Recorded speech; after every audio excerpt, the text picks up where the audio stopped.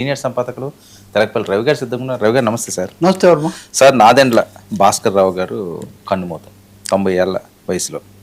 So ఉమ్మడి ఏపీలో మర్చిపోలేని నేతగా గుర్తింపు ఉన్నది. అలాగే ఆయన ఎప్పటి వరకు కూడా ఒక మాటలా మోస్తూ వచ్చారు. ఆయన ప్రస్థానం అంతా కూడా ఆ చేసిన ఒక తప్పటడుగా ఉన్నాయండి, లేకపోతే మరి అప్పుడు జరిగిన అంశం ఉన్నాయండి, ఆయన ఆభారంతో ఇన్నాళ్ళు 90 ఏళ్ల పాటు ఆయన అనిపించాల్సి వచ్చింది.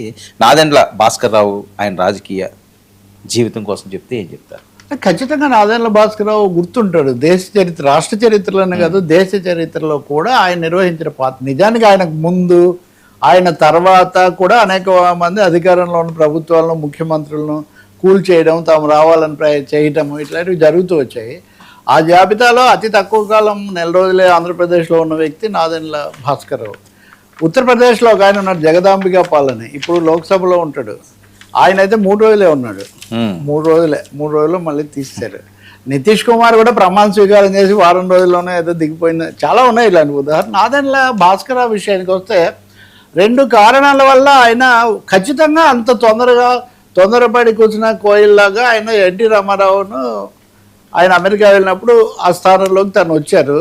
1 నెల రోజులు ఉన్నారు. కాంగ్రెస్ మద్దతు పూర్తిగా ఉంది. ఇప్పుడు అదే దాదాపు ఒక కొన్నేళ్ల తర్వాత చాలా చోట్ల జరిగే ఆయన విషయంలో, ఎందుకంటే అప్పుడు దేశంలో కాంగ్రెసేతర వాతావరణం, గొప్ప మద్దతుతో, ప్రజాబలంతో, జనాకర్షణతో ఎన్టీ రామారావు ముఖ్యమంత్రి అవడం అన్నది ఆ నేపథ్యంలో కొంచెం ఆయన ఖచ్చితంగా తొందరపడ్డాడు అనుకోవాలి. రెండవది తెలుగుదేశం పార్టీ మిగతా వాళ్ళ మద్దతుతో, వామపక్షాలు, బీజేపీ అందరి మద్దతు అనుసరించిన వ్యూహం చంద్రబాబు నాయుడు కూడా ముఖ్య పాత్ర. అప్పుడు నంది హిల్స్లో పెట్టడం దీని అంతటి వల్ల జరగలేదు. కానీ నాకు బాగా తెలిసిన ఒక జాతీయ నాయకుడు ఒక 2-3 రోజుల ముందు పిలిచి, ఇంకేముంది అయిపోయింది కదా, సభ జరుగుతుంది, నాదెండ్ల భాస్కర్ రావుకి ఎట్లాగో జనాలు ప్రభుత్వం ఉన్నప్పుడు ఓటేస్తారు, ఈ విధంగా భావించారు.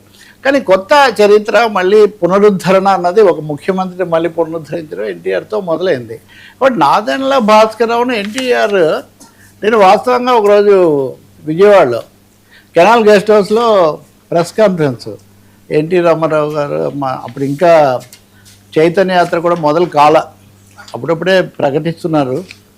చెప్తే నాదెండ్ల భాస్కర్ రావు వచ్చారు బాగా రెడీ. ఏమంటే ఆయన పుట్టినరోజు అని ఈరోజు కథ ఈ సందర్భంలో గుర్తొస్తుంది. ఓ బ్రదర్ అని లేచి ఎన్టీఆర్ ఆయన కావలించుకొని ఆయనకు స్వీట్ తినిపించి ఇదంతా చేశారు.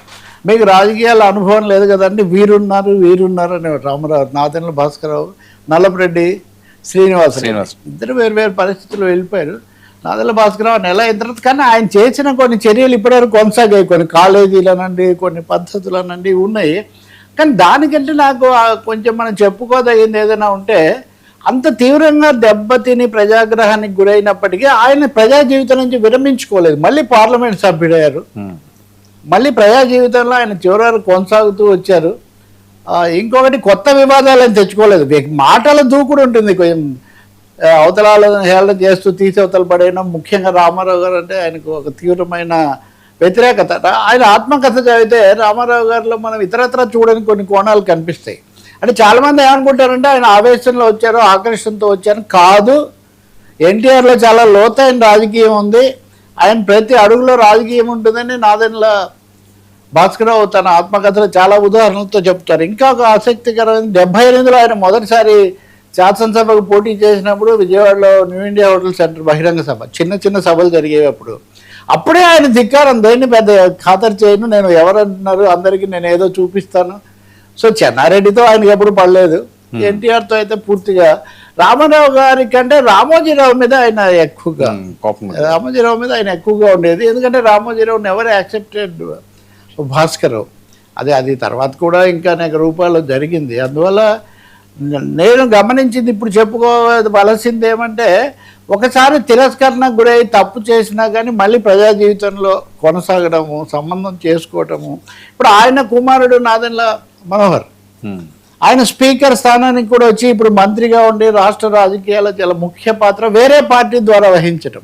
సో ఇది కూడా ఒక కుటుంబానికి ఒక రాజకీయ దీనికి. అయితే ఎవరు మనోహర్ను ఆయన వారసుడిగా ఆయనకు సంబంధించినవన్నీ ఆయనకు చెప్పరు. సర్టన్లీ ఆయన కుమారుడు లేకపోతే ఆయన ఘనత ఇప్పుడు ఆయనకి వెళ్ళి అందరూ విచారం వెలిబుచ్చడం ఇవన్నీ జరుగుతున్నాయి. కానీ ఒక రాజకీయాల్లో ఏది శాశ్వతంగా ఉండదు, నేర్చుకోవాల్సిన పాఠాలు నేర్చుకోవాలి. ప్రజలతో ఉండటం చాలా ముఖ్యం అనే ఒక అంశం మటుకు నాదెండ్ల భాస్కరరావు దాంట్లో కనిపిస్తుంది. చెన్నారెడ్డి అసలు రామారావు రావడానికి కారణం ఏంటి? వరుసగా 3-4 ముఖ్యమంత్రులు మారడం. ఈ ముఖ్యమంత్రుల మార్పు చెన్నారెడ్డి హయాంలో మొదలుపెట్టింది నాదెండ్ల భాస్కర్ రావే. ఈ అసమ్మతిని కూడదీయటం, ఎప్పటికప్పుడు ఆయన అసమ్మతిని కూడదీయటము, భిన్నాభిప్రాయం చెప్పడం, అంటే ఎవరికి కొంచెం తలవచ్చే ఇది కాకుండా ఉండడం వల్ల. సో అనేక కారణాల వల్ల ఆయన ఒక ఏదో అంటారు కదా, మంచో చెడ్డో చరిత్రలో ఒక స్థానం అన్నట్టుగా ఒక్కొక్క దశలో ఒకటి జరుగుతుండొచ్చు. ఆయన మళ్ళీ ఆ తర్వాత కాలంలో అందరికీ అలా ఒక్క రామారావు, ఆ ఇద్దరు వ్యక్తులు మినహా మిగతా వాళ్ళందరితో ఆయనకి ఏం పెద్ద చాలా విషయాల మీద నిష్కర్షగా అభిప్రాయాలు చెప్పే అలవాటు కూడా ఉంది. దేశంలో ఇప్పుడు మారిన పరిస్థితుల్లో తమాషా ఏమంటే, రాష్ట్రంలో ఇప్పుడు చాలామంది తర్వాత చంద్రబాబును దాన్ని పోల్చరు. ఈ రెండు పూర్తిగా వేరే. నేను ఈ రెండింటికి ఉన్న తేడాలు ఏంటనేది ఒక పుస్తకంలో ఒక చోట ఒక పట్టిక వేసి చూస్తే దాంట్లో ఉన్నదేంటి, దీంట్లో ఉన్నదేంటి అని. కానీ తమాషా ఏమంటే, ఆయన మా కుమారుడు ఇప్పుడు చంద్రబాబుతో పవన్ కళ్యాణ్తో ఉంటే, అప్పుడు ఆయనకు మద్దతుగా ఉన్న వైఎస్ రాజశేఖర రెడ్డి గారి కుమారుడికి సంబంధించిన వైఎస్ఆర్సీపీ ఇప్పుడు ఆదాయంలను ఆయన పాత్రను వాటన్నిటిని బాగా చెప్తుంటారు వాళ్ళు. ఇప్పుడు వచ్చి ఇది చెప్పిన వాళ్ళలో కూడా అదే మనం చూస్తాం. సో కాబట్టి ప్రజల తీర్పును గౌరవించటం మన చంద్రశేఖర్ గారు కూడా 99 టీవీ చైర్మన్ ఆయన కూడా వెళ్తున్నట్టు. సో అనేక విధాలుగా నాదెండ్ల మీరు అన్నట్టుగా గుర్తుండిపోతారు. భవిష్యత్తులో ఇటువంటివి చేసే వాళ్ళకు కూడా అప్పుడు ఒక గుణపాఠంగా కూడా మారింది. ఎన్టీఆర్ కూడా తెలిసే ఆయన వస్తూనే నేను డిస్మిస్ చేస్తున్నాడు. పొద్దున్న రామారావు అమెరికా నుంచి విమానంలో రాగానే డిస్మిస్ చేస్తున్నాను అన్నారు. ఆ వార్త ప్రముఖంగా వేశారు. సాయంత్రానికి ఈయన స్థానంలో ఆయన 50 మంది దాకా ఎమ్మెల్యేలు కూడా చిన్న విషయం కాదు కదా. అంత అప్రతిహతంగా గెలిచిన ఆయన స్థానంలోకి రావటం. కాబట్టి నాదెండ్ల భాస్కర్ రావు గారిది వెన్నుపోట తిరుగుబాట? డెఫినెట్గా అది లోపాయికారిగా జరిగింది. లోపాయికారిగా వెన్నుపోటు అన్నామంటే 50 మంది ఎమ్మెల్యేలను తనతో పాటు వెళ్ళేది. డెఫినెట్గా నాదెండ్లది అదే మొదటిది వెన్నుపోటు, రెండోది తిరుగుబాటు అనేది ఇప్పటివరకు ఉన్న ఒక ఇది. వెన్నుపోటు అంటే నాకు 50 మంది మద్దతు ఉంది కదా, మీ విధానాలు, మీ అసంతృప్తులు, వీటి వల్ల. ఇంకోటి కూడా గుర్తించండి, ఎన్టీఆర్ 85లో మళ్ళీ గెలిచాక కూడా ఒక 50 మంది తిరుగుబాటు చేసి ప్రజాస్వామ్య తెలుగుదేశం పార్టీ అని మళ్ళీ వేరే పార్టీగా వెళ్ళారు.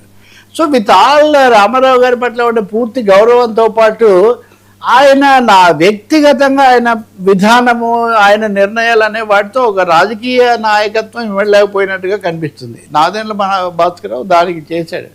ఖచ్చితంగా నాదెండ్ల భాస్కరరావు అప్పుడు వెన్నుపోటుగానే భావించారు. ఎందుకంటే 83లో గెలిచిన ఎన్టీఆర్ను ఏడాది కూడా కాకుండానే ప్రజల తీర్పు కదా అక్కడ సమస్య. మొదటి కాంగ్రెసేతర ప్రభుత్వం ఒక అసాధారణమైన ప్రజామద్దతు వచ్చినటువంటిది కాబట్టి దాన్ని వెన్నుపోటనే భావించారు. కానీ ఇప్పుడు ఆయన వెన్నుపోటు కాదు, అసలు ఇంకా చాలా పోట్లు చూసిన తర్వాత ఇప్పుడు ఆయనేమి అప్పుడు జరిగింది చిన్నదేమో అని అనేటట్టుగా అంత రాజకీయ అవినీతి, రాజకీయ ఫిరాయింపులు ఇదంతా పెరిగి ఇంకో పెద్ద ముఖ్యమైన తేడా ఉంది. అప్పటికి ఫిరాయింపుల చట్టం కూడా లేదు. ఫిరాయింపుల చట్టం కూడా అప్పటికి ఇంకా దేశంలో పూర్తిగా రాలేదు. తర్వాత రాజీవ్ గాంధీ 85లో ఫిరాయింపుల చట్టం తెచ్చాడు కాబట్టి పార్టీ ఫిరాయించడం కాంగ్రెస్ మద్దతు అన్నదే ఉండేది. రామారావు గారు మటుకు ఫిరాయించిన వాళ్ళని చేర్చుకోను అని వచ్చిన వాళ్ళని కూడా వెనక్కి పంపించారు. సో ఖచ్చితంగా ఒక పూర్తి రాజకీయ జీవితం ప్రజల మధ్యలో గడిపి ఆయన కన్నుమూశారు. దాని నుంచి నేర్చుకోవాల్సిన పాఠాలు అందరూ నేర్చుకోవాలి తప్పకుండా. సార్, ప్రజల మద్దతు చాలా ముఖ్యం, ప్రజల తీర్పులను గౌరవించాలి అన్నదైతే తప్పకుండా ఇందులో కనిపిస్తుంది సార్. కానీ నేను అన్న మూడో విషయం, వ్యక్తిగత స్థాయిలో దెబ్బ తిన్నంత మాత్రాన మనం ఏమీ ఇంకా అదృశ్యం అయిపోనక్కర్లేదు. కొంత దిద్దుబాటు చేసుకొని ప్రజల మధ్యలో ఉండొచ్చు అనేది కూడా ఈ మూడు కనిపిస్తాయి సార్. పీపీపీ సెకండ్ రౌండ్ పెట్టుబడుల పరిస్థితి, ఆర్థిక సవాళ్ళు